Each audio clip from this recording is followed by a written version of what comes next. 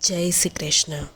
તો આજે છે નવરાત્રિનો 8મો દિવસ, એટલે કે મહાગૌરીની સાધનાનો દિવસ. નવરાત્રિ જે નવદુર્ગાને સ્વરૂપને સમર્પિત છે એવા 8મા દિવસે આવે છે માં મહાગૌરી. 8મના દિવસે દેવી મહાગૌરીની સાધનાનું વિશેષ મહત્ત્વ છે. આ દિવસે માતા મહાગૌરીની પૂજા, કન્યા પૂજન અને હવન કરવાનું માનવામાં આવે છે.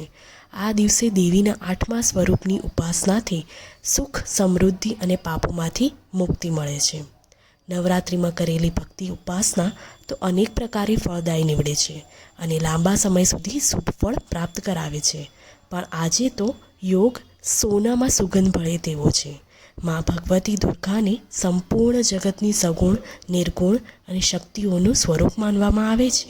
અને એમાં પણ 8મે દિવસે થતા વિશેષ હવન અને પૂજનનું અલગ જ મહત્ત્વ હોય છે, કારણ કે ભગવતી ભવાનીની પ્રાગટ્ય તિથિ પણ આજે જ ગણવામાં આવે છે. શક્તિ ઉપાસનાના પર્વ એવા ચૈત્રી નવરાત્રિ દરમિયાન અનુષ્ઠાન, હોમ, હવન આદિ પૂજા કર્મ કરીને ભક્તો માની સાધના કરતા હોય છે. આખી નવરાત્રિના વ્રત, ઉપવાસ અને સાધના બાદ દુર્ગાષ્ટમી પર અંતિમ પૂજા થકી સાધકને સાધનાનું સંપૂર્ણ ફળ પણ મળે છે. એટલે જ 8મના દિવસે હોમ, હવન, નૈવેદ્ય ધરાવી આરતી પ્રસાદનો ભોગ લગાવી અનુષ્ઠાન પૂર્ણ કરવામાં આવે છે. છેલ્લે ક્ષમા પ્રાર્થના કરી વિસર્જન કરવાનું પણ કથન છે. આમ કરતાં સાધકની તમામ મનોકામના પૂર્ણ થાય છે અને દુઃખ દરિદ્રતાથી છુટકારો મળે છે.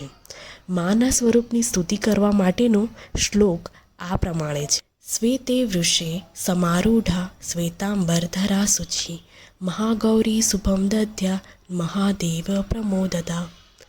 એટલે કે ગૌરવણી, શુભ્ર વસ્ત્ર અને અલંકારધારી શ્વેત વૃષભ ઉપર માં મહાગૌરી સવાર થયેલા છે અને સૌને પ્રસન્નતા પ્રદાન કરે છે. એવામાં મહાગૌરી સૌને શુભત્વ અને કલ્યાણના આશીર્વાદ આપી રહ્યા છે. અષ્ટમી ઉપર વિશેષ કરીને કુળદેવીનું પૂજન પણ શુભદાયી ગણાય છે. દુર્ગાષ્ટમી પર કુંવારિકાનું પૂજન એટલે કે કન્યા ભોજ કરાવવાનું મહત્ત્વ શાસ્ત્રોમાં પણ વર્ણવેલું છે. આમ કરવાથી માની અમી દ્રષ્ટિ સદા બની રહે છે. નવરાત્રિમાં કન્યા પૂજન એટલે કે અષ્ટમી કે 9મી તિથિએ 3 વર્ષથી 10 વર્ષની કન્યાઓને દેવી દુર્ગાના સ્વરૂપ માનીને કરવામાં આવતી પૂજા છે. એવી માન્યતા છે કે કન્યા પૂજનથી માતાજી પ્રસન્ન થઈને ઘરમાં સમૃદ્ધિ અને શાંતિ લાવે છે. કન્યાઓના પગ ધોઈ અને ભોજન કરાવવાથી ઘરના વાસ્તુ દોષ પણ દૂર થાય છે.